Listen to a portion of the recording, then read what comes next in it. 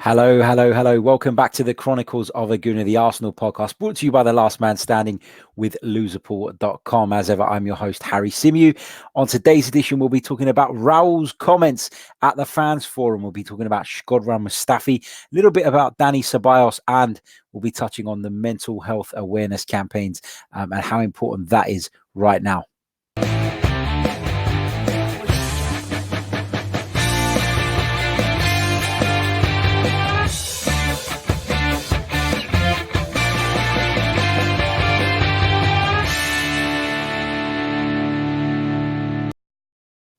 Hello, hello, hello. Good afternoon to everybody watching us live at the moment, whether it's on YouTube, Facebook, Twitter, and a big hello to those of you watching either the replay or listening to us via our audio platforms.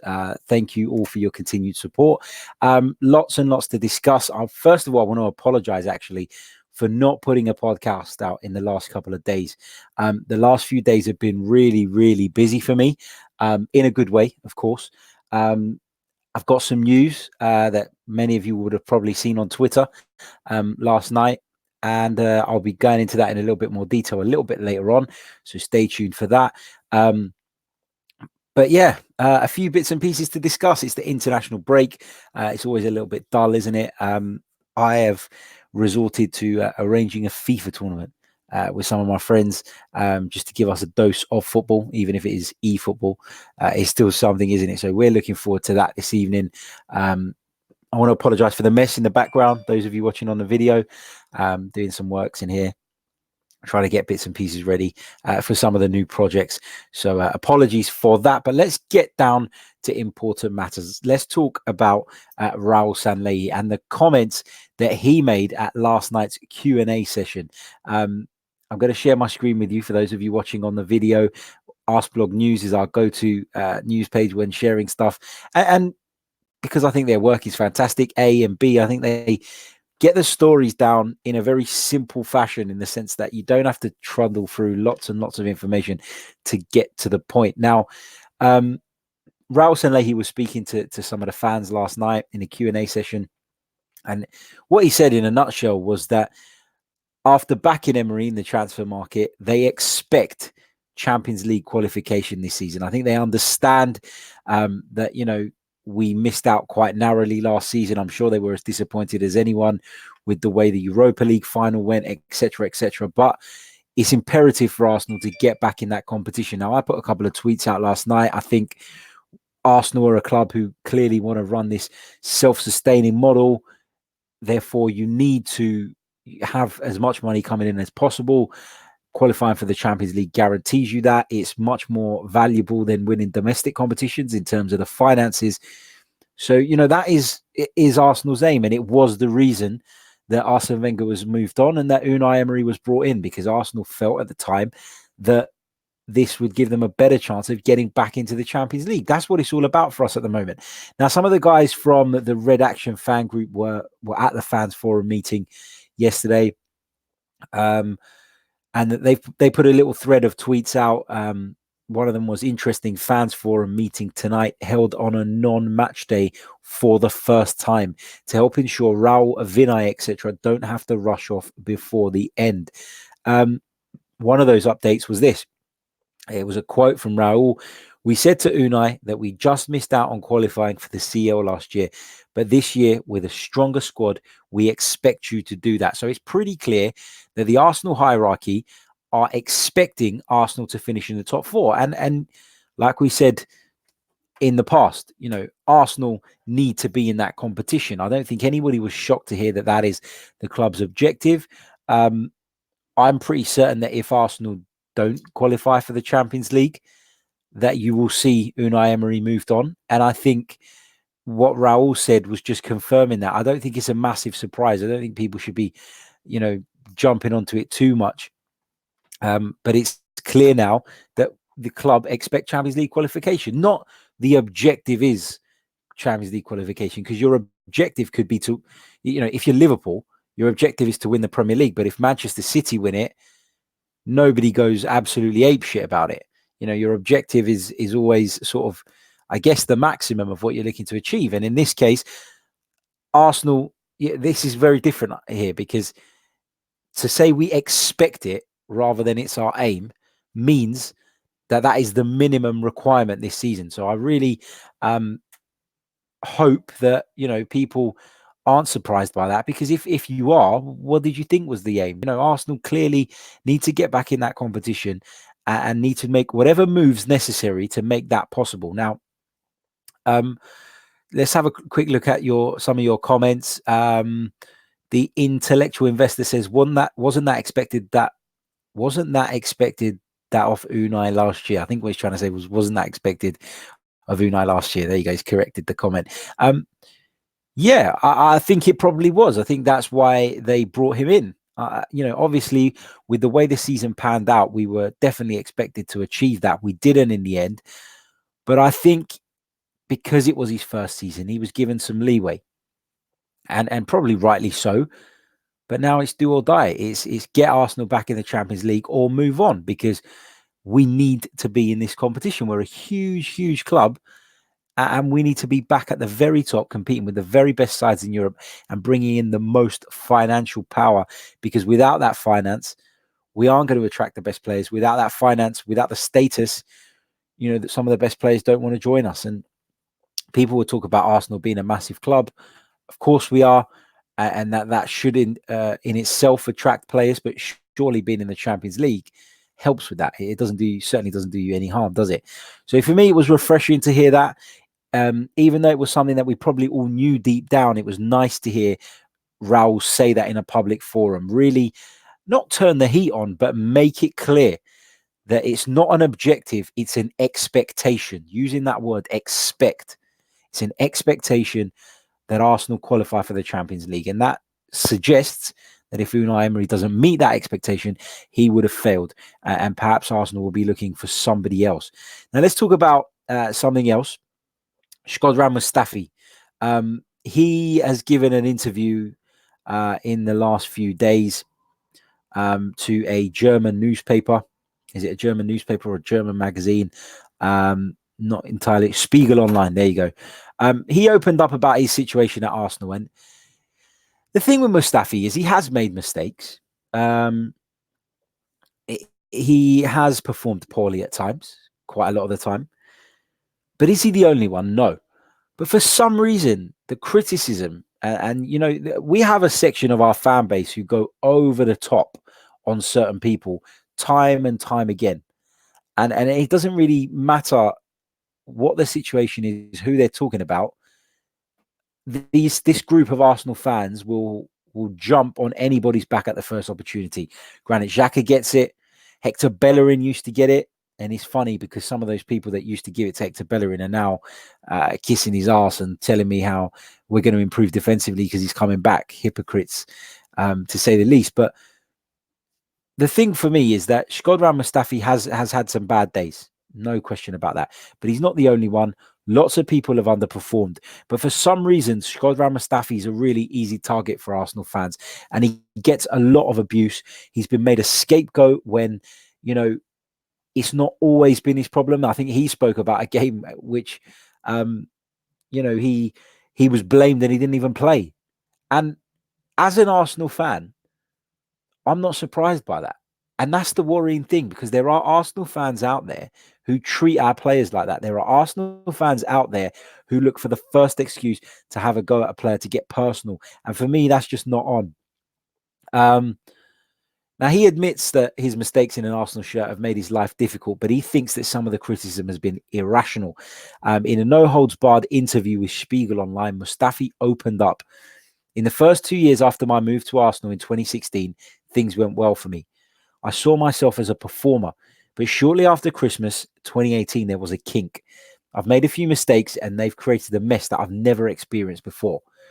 He went on to say, I'm self-critical enough to realize that I made those mistakes. I can also deal with tough criticism, but the criticism has become escalated and irrational. I've become a target. At some point, people even blamed me for a defeat I had not played in at all. He also spoke about Emmanuel Petit, who called him the king of blunders. Now, I always think that when you're looking at ex-professionals, I like to hear their opinions. I like to hear their honest opinions. I I like the fact that some of them, they're not afraid to talk about their former club. They're not afraid to, to say what's on their mind from fear of, backlash, maybe losing work in the future or whatever. Because there are a lot of players like that. But I also think that there's a line of respect that an ex-pro who will have had difficult times in his career as well shouldn't really cross. And I think that Emmanuel Petit at times crosses that line. I don't know if it's because he wants to stay relevant, as I think is the case with a lot of the old school pundits. I think they do cross the line and they go over the top for that reason, to stay in the headlines, to stay in people's minds, in people's thoughts. They want to get that controversial statement out there. But I think that Emmanuel Petit has to watch himself a little bit here and has to wind his neck in a little bit. Let's not forget, yeah, he was part of that doubles team, whatever. He also went to play on for Chelsea. Didn't really have a great time in Barcelona. I didn't really, long story short, I just think there's a line of respect between an ex-pro and a player that really shouldn't be crossed. And it's fine to criticize performance, to say, I feel we should have done this, I feel we should have done that. But to come up with names for him like the king of blunders, it's silly and it's disrespectful. And if I was Mustafi, I'd be disappointed as well. And he's actually said, former players like Petit shouldn't need to make a name for themselves by making condescending comments about current players. I agree with that. Mustafi then went on to say, there were days when I really doubted something about myself, but at some point I realized I'm mentally strong. Something my wife said helped me a lot. If you were really as bad as people are making you, you would never have been a world champion and an Arsenal player. Something must have brought you here. Since then, I can handle it better. That's what he has said. He speaks about his family helping him. He spoke about the fact that in the summer there were options to leave the club, but there wasn't an option that all sides would be happy with. Arsenal also attached some conditions to a possible departure, despite their statements. I also knew the next change is extremely important to write a positive chapter in my career again. If I move somewhere that doesn't really fit, the situation couldn't improve much. So I stayed. So, like I said, Mustafi, he's had some bad times in an Arsenal shirt. I don't think anybody disputes that. I don't think anybody disputes that at times his performances have been below par. But, and I'm sure, if they're, Kevin Campbell, big hello to Kevin Campbell, ex-pro. He's watching the stream now. Big shout to Kevin.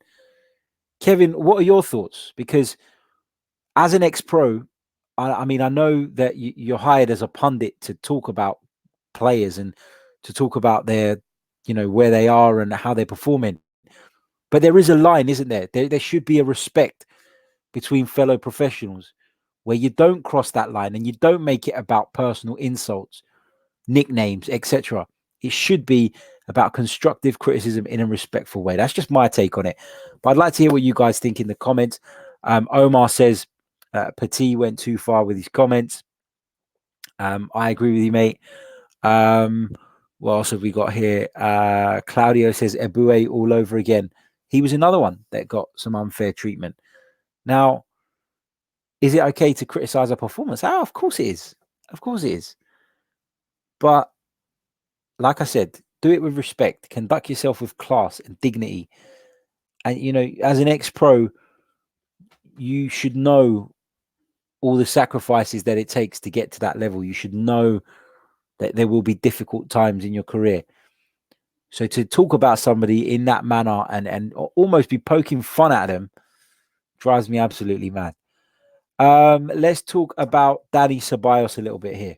Dani Ceballos, he's a doubt for Spain with a slight hamstring injury, but we're not too bothered about that, are we?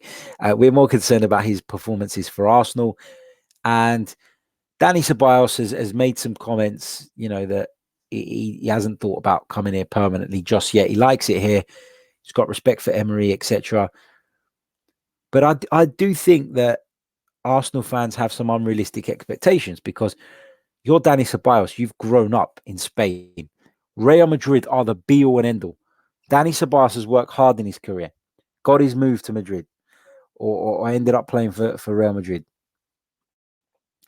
it's going to take a lot for Dani Ceballos to want to leave Real Madrid. That is his club. That is the club that he has probably, as a young Spanish boy growing up, has always wanted to play for. He's a boy from Seville. He played in Sevilla's youth team and Real Betis, etc. Got that huge move.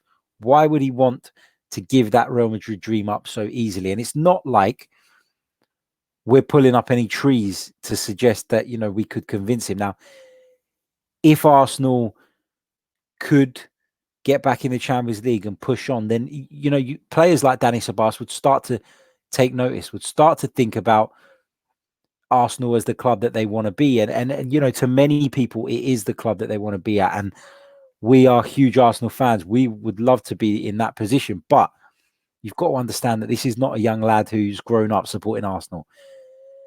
And when people talk about Cesc Fabregas in a bad light and about how he moved, I know it wasn't done in the best possible way, but you also got to understand why he wanted to go to Barcelona. As a young Spanish lad growing up, your dream would be to play for Barcelona or Real Madrid.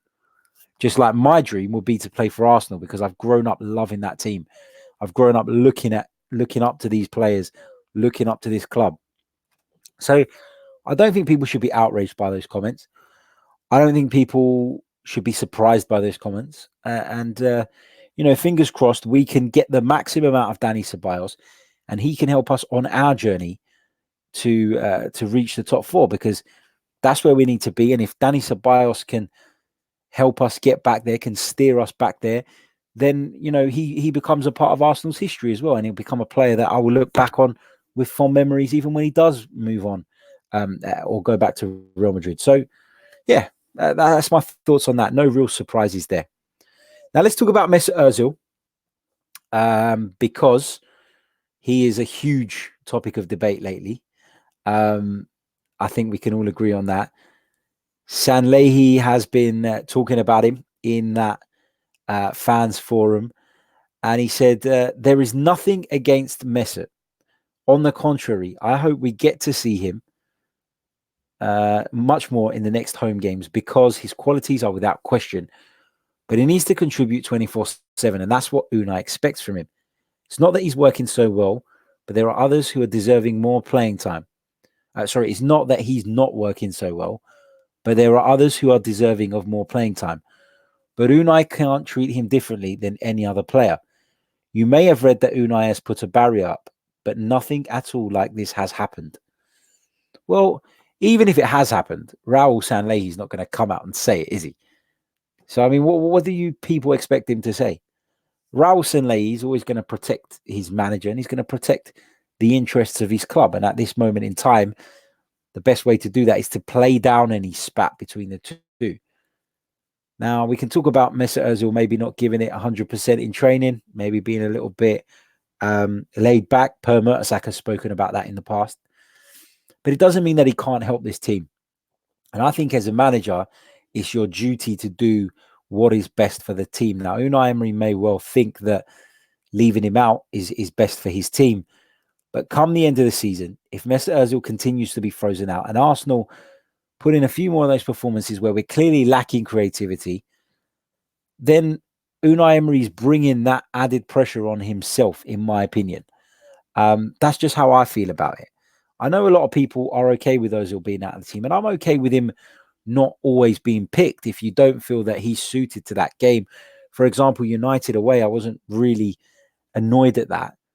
I was annoyed that he was left out of the squad, but not that he was left out of the 11. So that's my issue. I feel like there is a lot that you can get out of Mesut Ozil if you use him in the right way. I think Arsene Wenger got a lot more out of Mesut Ozil.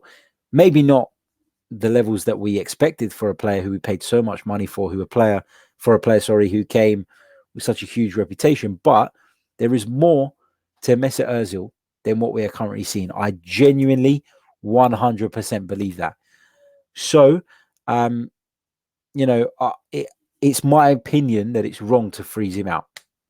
But again, I'd like to know what you guys think in the comment section. Please let me know your thoughts on that. Now, what else did we have on today's agenda? I know we've got one more really, really important thing, which I want to touch on, but just making sure I haven't missed anything. Right. I want to talk about the mental health awareness thing. It was Mental Health Awareness Day yesterday. Lots of social media posts going around, etc., etc.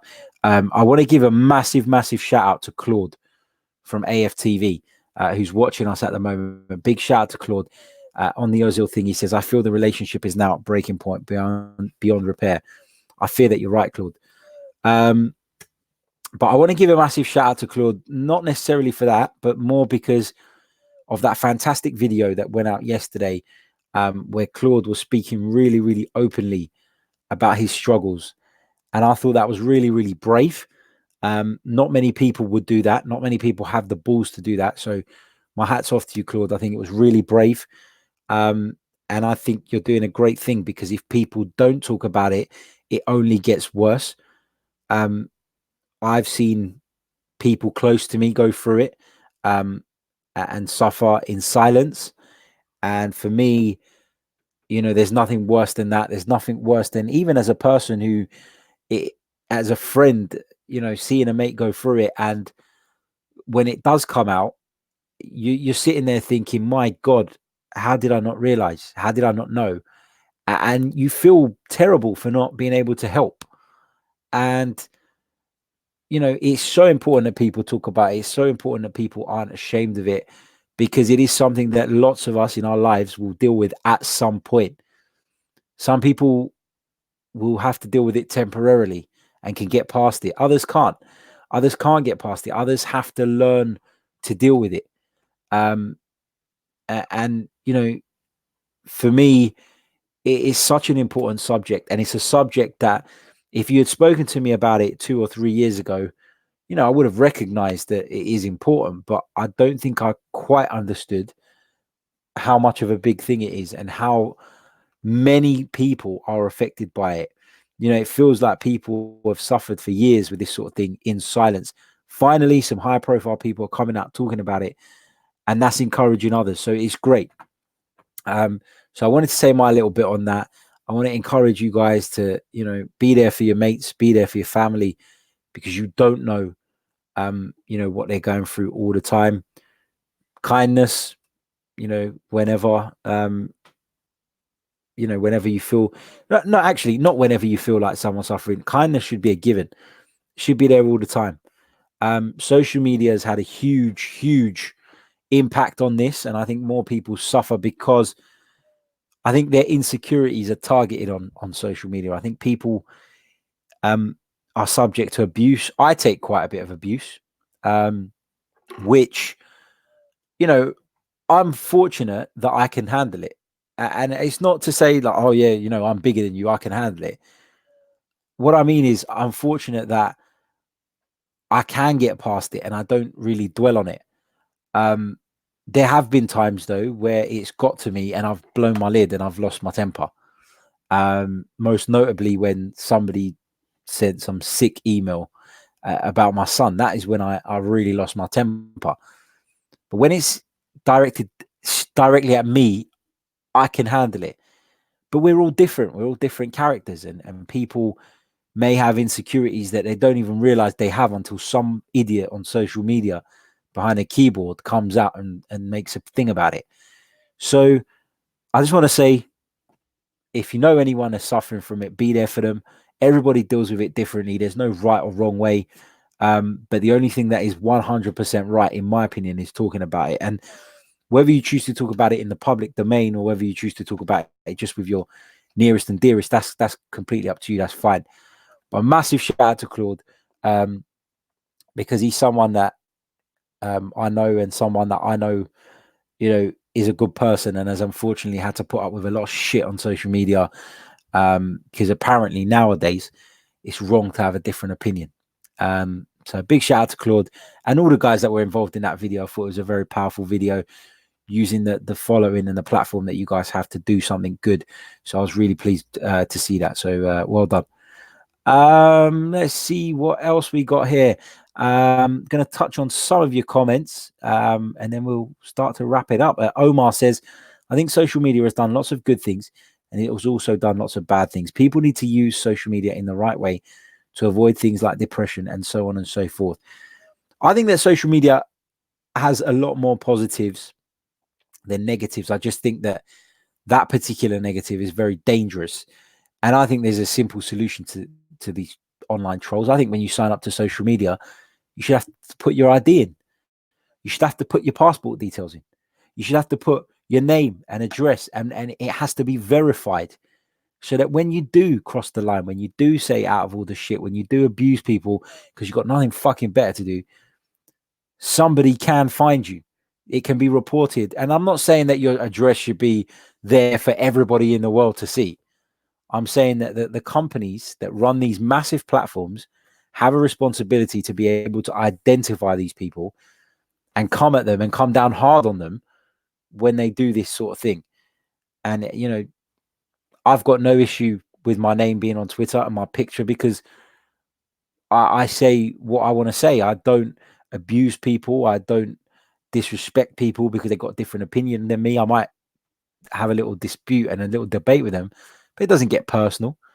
You know, I wouldn't abuse someone's family. So I've got no problem with my name being on there and people knowing who I am, because I don't hide behind stupid comments. So that's what I think needs to happen. I know I feel like I'm banging on about it now, but it's something I feel really strongly about, because if that process was in place, you wouldn't have half the shit that is allowed these days. And therefore, people who maybe have insecurities that they're struggling to deal with on a day-to-day basis wouldn't have those wounds opened up because of, you know, idiots hiding behind a keyboard. So yeah, that's my thoughts on that. In other news, my final sort of point for today, I just want to say a massive thank you to every single person who has ever listened to this podcast, who has ever read any of my written work, who has ever supported anything I've done, bought my book, etc. Because I'm really proud to announce that I've landed a full-time role covering the mighty Arsenal for a fantastic company, fantastic brand, Snack Media, huge brand with over 30 million a reach, of over 30 million people, which is fantastic.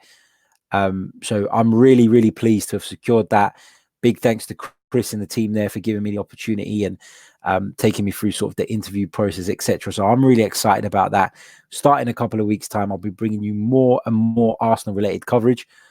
But do not fear, the Chronicles of a Gooner is not going anywhere. That's going to continue as normal. In fact, we're going to be making some enhancements. We're going to be improving things. We're going to be bringing you some more content, different types of content as well. So stay tuned, keep following. Thank you for all your support. And without you guys, I wouldn't be in a position now where I get to do my dream job. And for those of you that have a passion, you know, for those of you who don't know my background, I was stuck in a job that I didn't really like. I didn't want to be in for years. But, you know, the way life works out, you have commitments, you have mortgages, you have bills, you have kids, and you have to just get on with it. But if you've got a dream, if you've got something that you really want to do, go for it. Put the work in. I know it seems like a lot to do on top of a job, etc., but put the work in, put the effort in, don't give up, and eventually you'll get to where you want to be. And I took a risk, but I backed myself, and I backed myself not because I think I'm better than anybody else or because I think I'm that good, because I backed my desire to want to do it. I backed the fact that I really wanted to do this job. And so I will do everything in my power to make it happen. If it doesn't work out, it doesn't work out. I'm one of the fortunate ones who now has an opportunity to build. But that's all because of you guys. So big thanks once again. Thank you to all of those of you in the comments with your lovely comments. Really appreciate it. Like I said, you guys are the backbone of this podcast. Without you guys, the podcast doesn't exist. And that podcast has given me the platform to go on and do what I'm now able to do. So a massive thank you to you all, and enjoy the weekend with your families and friends. It's an international break. Catch up with some people that you maybe don't always get time to catch up with, because Arsenal dictates our lives.